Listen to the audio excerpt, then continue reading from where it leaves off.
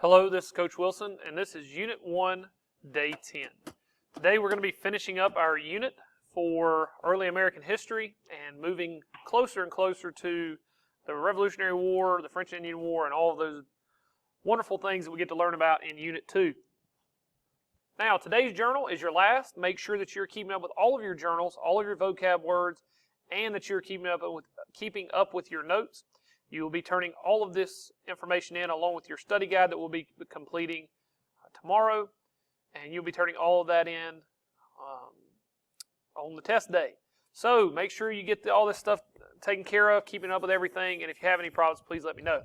Today's journal is what sort of problems are building in the colonies. So what issues have we been talking about that you could foresee coming? Some of this requires you to have a little bit of future knowledge, but if you know anything about American history, okay, you know that we've got something big getting ready to happen very, very shortly. So up until about 1740, what problems do you see kind of being created? Also, what could possibly be the outcome of salutary neglect in the colonies? We talked a little bit about that the other day, and we talked about how the colonies have kind of been left alone and left to develop. What could possibly be a result of that? All right, so make sure you get that completed. We're going to start talking today about patterns of society in the colonies. All right, so talking about how the colonies are continuing to develop, continuing to just kind of talk about colonial life and development of religion and development of just this viewpoints of the colonists, if you want to call it that. So how did colonial society continue to develop in the years following colonization? And then what problems existed in the colonies leading into the 1740s? So, the Glorious Revolution took place in the late 1680s. And what happened was that James II, the King of England, had come to power, and he wanted much more power than he had. And the idea that he had come up with was that he would just completely destroy Parliament, create his own Parliament, and then they would be loyal to him because he put them in power. He was also a Catholic ruler and wanted to establish a new line of succession with a Catholic heir with his new son. And Parliament was very fearful of that because they were afraid of England returning to a Catholic dynasty somewhat like that of the Middle Ages, where Puritans were going to be pushed out and it was going to be very Catholic dominated. And so Parliament comes up with the idea of going to the Dutch ruler, William of Orange, and they convince him to bring his army and to overthrow James II and basically tell him that if you do, we will support you and you will have our support. Well, he's able to do that, and not only is he able to do that, but James II, when he goes to war, thinking that he has the support of his army and of his family, many of his family members actually back away from him as well because they didn't support how he was ruling and that he was trying to basically be a very powerful monarch, we'll put it that way. And so William III becomes the new King of England and marries James II's daughter, to add insult to injury. James II is exiled to France, and he is going to live there until 1701, where he will die. And when they come to power, William and Mary are going to accept a Bill of Rights that is proposed by Parliament, and the Bill of Rights essentially gives a ton of power to Parliament and takes a lot of power away from the king. Now, the Puritan community, they rejoiced of the Revolution. The Revolution lessened many of the restrictions on Puritans, not only in England, but also in the colonies. And these Puritans are going to continue to form and grow in their communities, I should say, are going to continue to grow and form. And they believed in when you formed a Puritan community that you needed to form a covenant. Okay, and these covenants were basically these bindings, agreements, or binding, I don't know a better way to put it, but basically just you were bonded together religiously and socially. So if you want to be a part of the social society of the Puritan community that you're in, you had to also take on the Puritan faith. As a result of that, it also led to what we call Puritan democracy. And they would hold a meeting each year and choose these select men to run the towns. But in order to be a select man and to be a part of the democracy, which is the government of the Puritan community, you had to be one of God's elect, or His chosen few who were saved and were going to heaven. And as a result of this, and the fact that the way that these Puritan communities were run, New England continues to expand and grow larger and larger, and as it expands, the communal structure or the community structure falls apart because of its expansion. So, the way they were running it worked when it was smaller communities, but as it continues to grow, they're just not going to be able to give enough land to those who are coming in, and then, the ideas behind how they're doing things just doesn't work. So, the Puritan faith continues to grow through the 1680s and 90s, and with that came some very just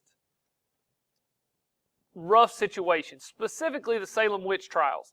And what happened is that this hysteria hits these Puritan communities of witchcraft, and this idea that witchcraft is spreading amongst them without, under their own eyes. And it's almost kind of like this evil that the Puritans are fighting against has now come to their little communities, and they need to wipe it out. And the way it started was a few teen adolescent girls had leveled charges of voodoo beliefs against some Native American girls, and that they were spreading this, witchcraft or this evil spirit through the rest of the society. And the hysteria ends up spreading so much that by the time it's all said and done in 1692, 19 Salem citizens will be put to death before all the trials are ended. So they put these people on trial, and a lot of times people think that the witches of Salem were burned. They were actually hung. They were hanged from trees, etc. Now, the girls eventually admitted to the stories that they were lies, and citizens in other New England colonies still continue to stereotype women as possibly witches. So it doesn't just end immediately, even though these girls admit that they were lying about the voodoo beliefs and the witchcraft and all those things. It still continues to spread, and so if you were a widow, a middle-aged woman, or you had few or no children, you were generally stereotyped as a witch. So that brings us to another portion of American history during this time that begins to grow, and that is the Great Awakening. So as you have some people fearing the formation of witchcraft and evil doing in their society, then you have this just belief that religion is declining, and there was this concern that religious importance was declining during the early 1700s into the 1730s and 40s, which is going to lead to the first Great American Revival, the Great Awakening. And the idea behind the Great Awakening was that each person could break away from the past and start anew with God, and that God was going to give you a new outlook on life and a new chance to prove yourself to Him and to honor His will, so to speak. And evangelists such as John and Charles Wesley spread this idea, even founded Methodism. Okay, so the Methodist Church was founded here. And then George Whitefield and Jonathan Edwards were two of the very most important Puritan preachers. They both preached very, very hard, promoted these ideas of predestination, salvation by grace, and this vivid description of hell. And one of the big issues here that we'll talk about with the Great Awakening is that, the Puritans were really struggling in these smaller communities. And as a result of struggling in these smaller communities, the Great Awakening or these revivals made sense to them because it was like they could break away from all of the struggles and all the troubles of these small communities and break away into new communities and new towns and start anew with God. There was a huge division of congregations during this time after the Great Awakening. Many began to believe that education might actually be the devil and was the reason that many weren't converting or choosing Christianity, while others believed that, furthering their education and diving deeper may actually be what helps them. Now, the last part that we're going to talk about today, as far as kind of new concepts developing in the colonies during this time, right before we get into Unit 2, is the Enlightenment. And the Enlightenment's important for a few reasons. Number one, it's a product of scientific and intellectual discoveries in Europe. So as scientists and intellectuals began to discover new things about society, how society works, and just this quote-unquote natural law that governs, our lives, they believed that they were getting into something that was beyond religion and was actually something of more of just us, when I say us, or human beings developing knowledge in the world and creating progress and advancing on their own outside of religion and a God of some sort. And so they come up with this idea of the natural law, And natural law, I've put the exact definition from the internet, which is a body of unchanging moral principles regarded as a basis for all human conduct. So essentially, there is a natural law that governs how we act towards each other and should act in society. And that is the idea that they have come up with in natural law. That is what they believed. Now, Enlightenment ideas were borrowed in America from Francis Bacon and John Locke. John Locke and his Second Treatise of Government is going to be one of the most important documents, influencing not only the Declaration of Independence, but also our Constitution. Now, a decentralized empire. We get to kind of our build-up to the French and Indian War, which is where we're going to pick up in Unit 2 in 1754. So in the 1740s, you look at the map, and that gives you an idea of how much the colonies have spread by this point. So roughly about half of all the areas that we know of in the southern colonies has been discovered. And it's important to note that area. We've talked a lot about New England, but also in the southern colonies, they're spreading, and they're going to continue to push westward into these Cherokee Indians, the Creek Indians, all these other different tribes, and they're going to continue to spread, which is going to just further establish the colonies kind of in their own independent nature. Also, in the 50 years after the Glorious Revolution, so from 1688 to about 1748, kind of building up to the French and Indian War, Parliament has established its dominance over kings. Okay, it says kinds, but it's kings. And the kings are now almost not puppets, but they don't have that same monarchical control, if you want to call it that they had in previous reigns. And so England is forced to rely on its merchants and landholders, specifically the kings, because these men who are in Parliament are the merchants and landholders that are, they're functioning, or they're funding and the functioning members of the economic community. And by tightening the grip on Parliament would mean that they may just disrupt the economy and completely destroy the country, which would then make your rule as a king even more powerless. So as a result, the administration over the colonies loosened as well. So the king had to loosen his grip on Parliament, then has to loosen his grip on the colonies. And as a result, many men bribed their way into office in the colonies and tried to push their way into office and push their way into ruling.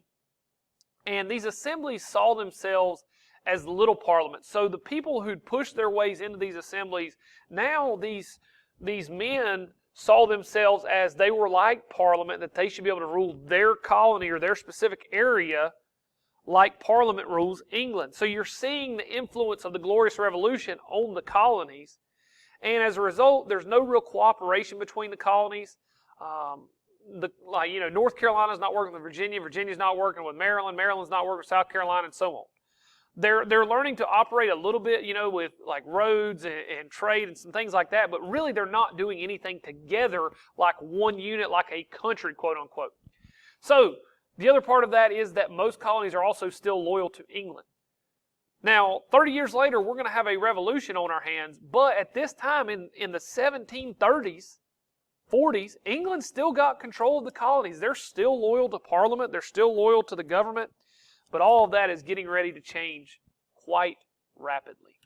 So today, here are your 4 questions. Make sure you're getting these answered at the bottom of your notes. I hope you're getting excited about the information that we're learning. That got some really, really good stuff in American history coming up. Some stuff that I really enjoy talking about that I think is really good. And then here's your vocabulary. Make sure you're getting all that information down. And please let me know if you're having any issues. Remember, we do have journal, vocab, study guide, and all that stuff will be due on the day of the test. And if you're having any issues with the study guide when we start that tomorrow, please let me know. Otherwise, I will talk to you soon.